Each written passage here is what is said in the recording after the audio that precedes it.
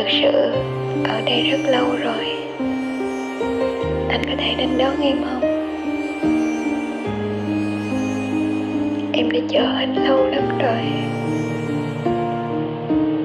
Nhưng mà hình như anh chẳng hề bận tâm thì phải. Anh cứ mãi ở một nơi nào đó mà em không hề biết tới. Không một tin nhắn, không một dấu hiệu,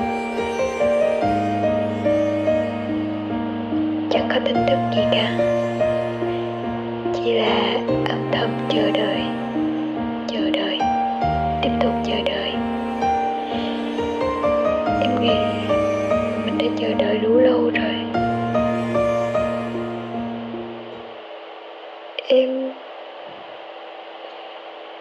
Em bỏ cuộc nha.